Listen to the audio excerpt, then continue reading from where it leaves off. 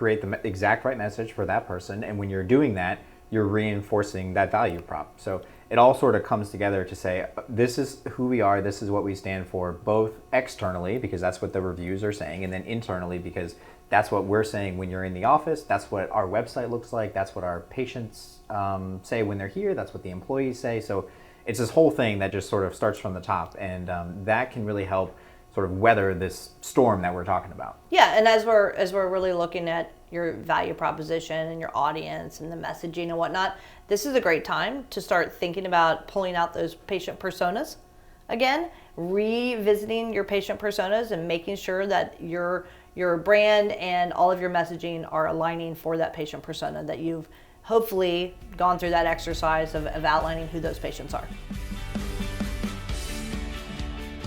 Hey there, welcome to the Dr. Marketing Show. I am Jennifer. I'm Corey. And today we're going to talk to you about marketing in 2024. And we say this to say that it's a rocky year. There is a lot going on. And if you want to thrive in all this turbulent water that we are facing, this is the kind of stuff we need to be paying attention to. Yeah, I think that it kind of goes without saying that everything in marketing is, in one hand, increasingly complex, and then in the other, simpler than it ever has been, just to the rise of AI.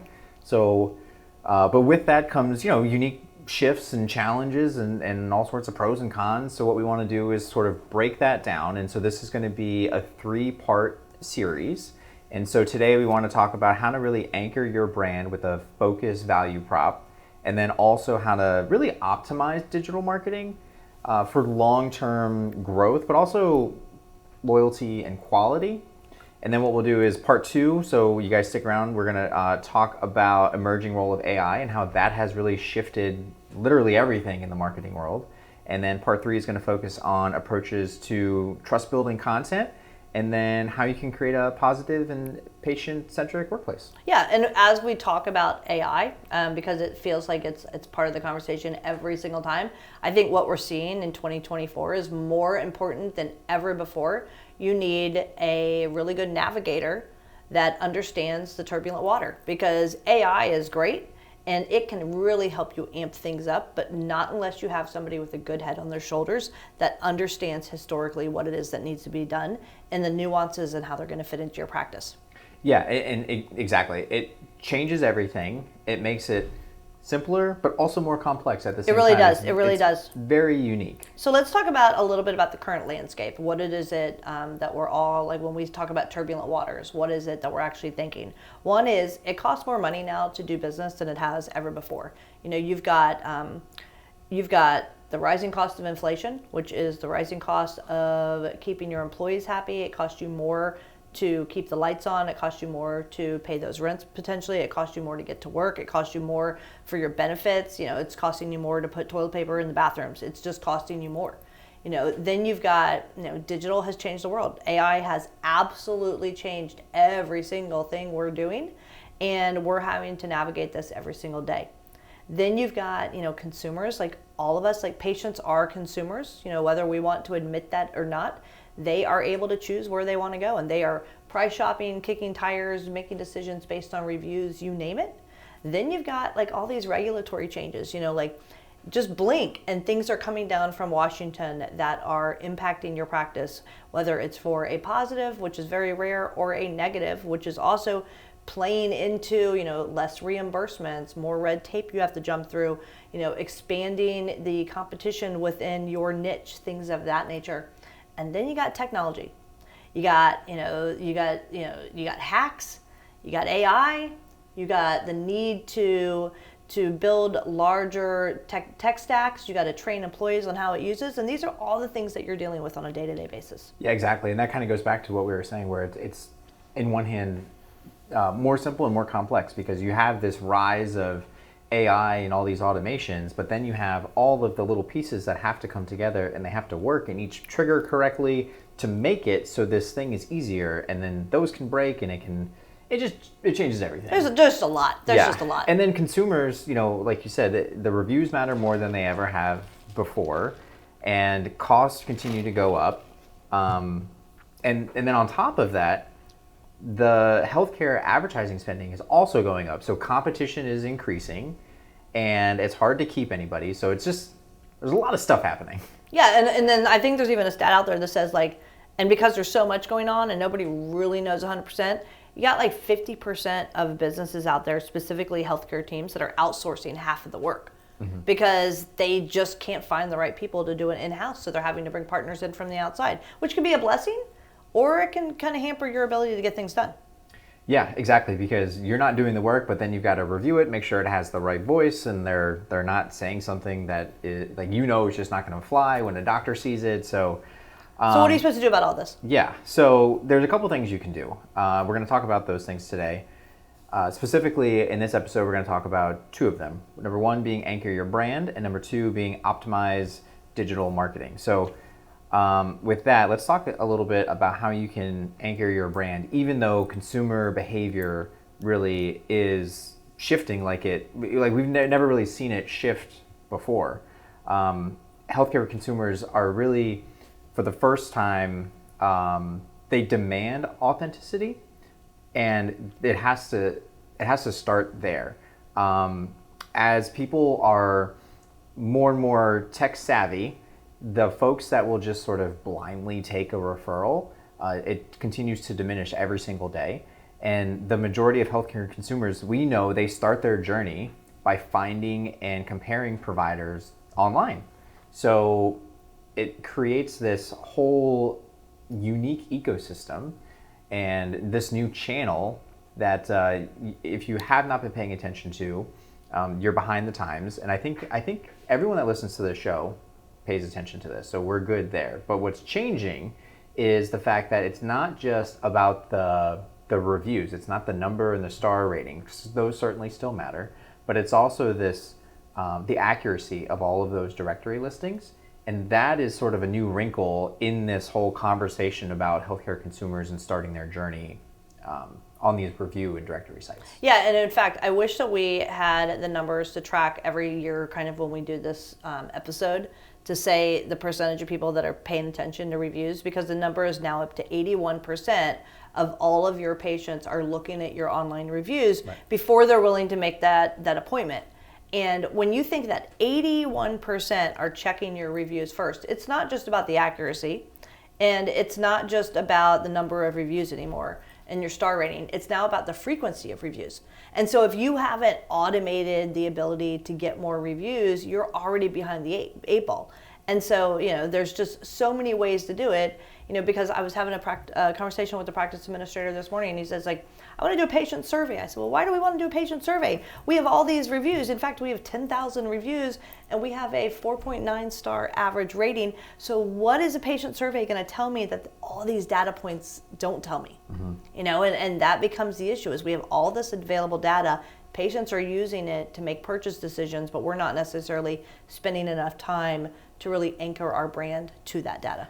Yeah, and that's a great point. That's almost it's related, but it's almost like a separate issue, because yes, you've got all these reviews now. And again, if you're listening or watching this show, you probably have got your reviews under control. Great job. But then the part that it kind of falls down a little bit is everyone is so busy that you may not be taking the time to actually dig into that data to see what some of those trends are. So let's say you're a practice and you've got a 4.4 and 600 reviews. You're doing great.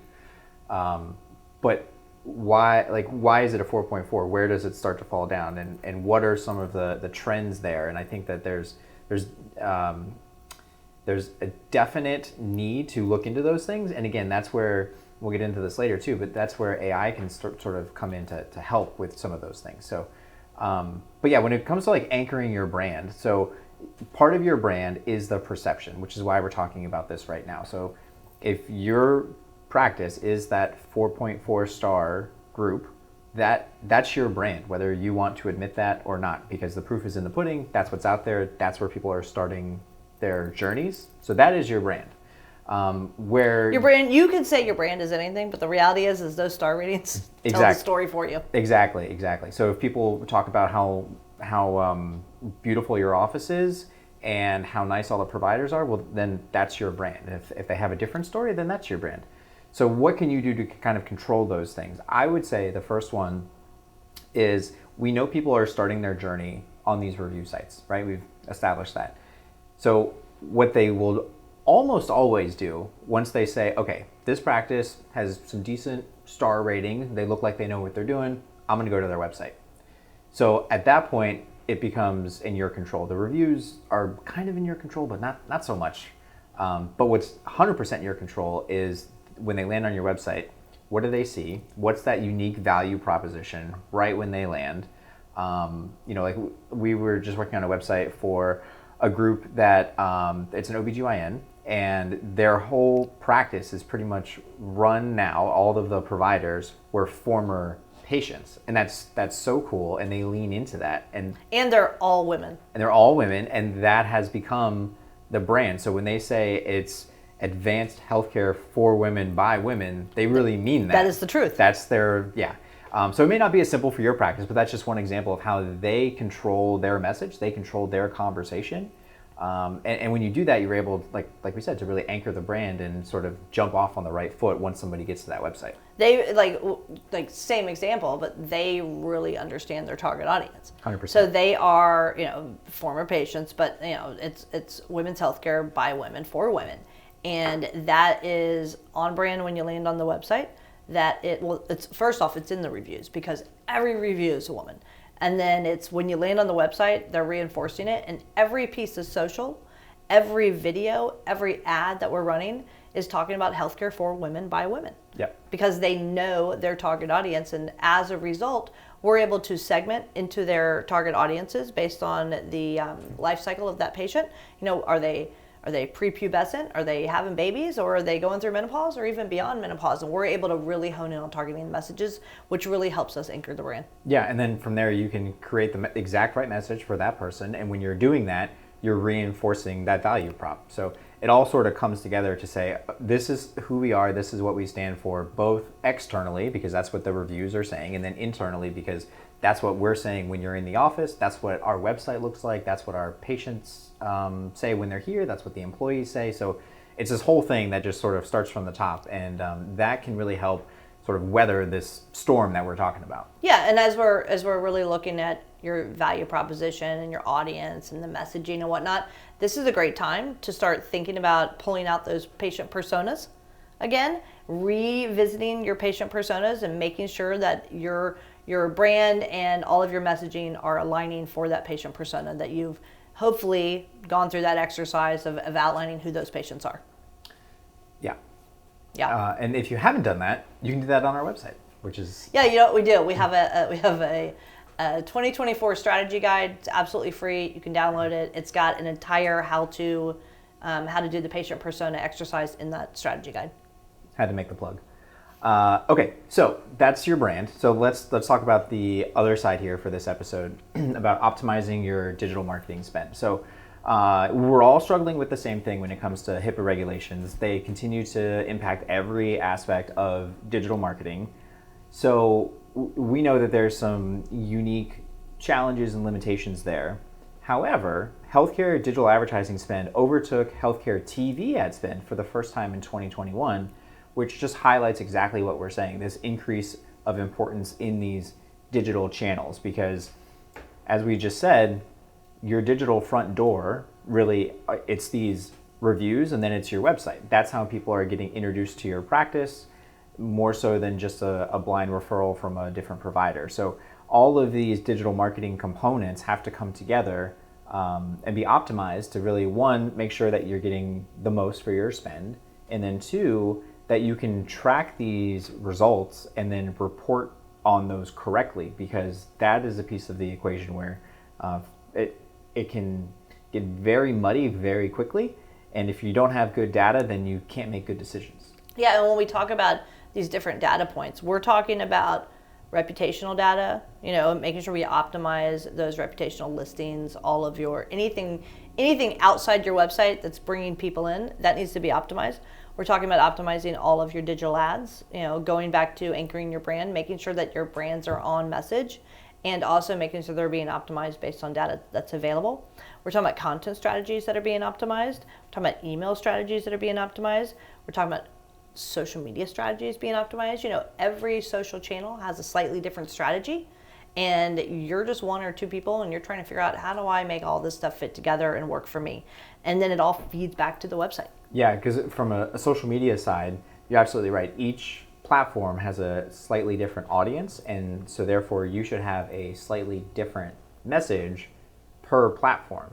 And then on top of that, different types of content does better on different platforms. So you may be, for example, LinkedIn, which is sort of the often forgot about social platform, but if one of your audience may be potential employees. So if you're trying to attract and recruit good talent, then you need a very specific message on LinkedIn, which is going to be obviously totally different from the one that you have on Instagram, which is going to be different from the one that you have on TikTok, because that's going to be all video. So all of those things, if they are not optimized, then you're just sort of wasting time and money. That's exactly the case. And I would say, before we close this segment out, we are at a time in this universe that we have, especially with AI on board now, we have more data available to us than we've ever had. And we also have tools for the first time that can help offload the analysis of that data. And now is a great time to really look at kind of what we're going through in the landscape that we're dealing with right now in these turbulent waters, and then taking all this data, using the tech that's available to us right now to start analyzing it to help us make more informed decisions. Yeah, absolutely. And so I think with that, let's close this part, and then we'll pick up part two, and we're going to talk about AI and how that is sort of shifting, and ways that you can use AI to really not only improve your practice and your workflow, but also deal with some of the issues that come with AI. That's right. So with that, I'm Jennifer. I'm Corey. See you next time on the Dr. Marketing Tips Show. Thanks a bunch. Thanks, guys. Talk soon. If you want more like this, hit like and subscribe so you'll always be alerted to new episodes when they come out. And if you want information about us, visit us over at insightmg.com. That's insightmg.com. We'll see you on the next episode.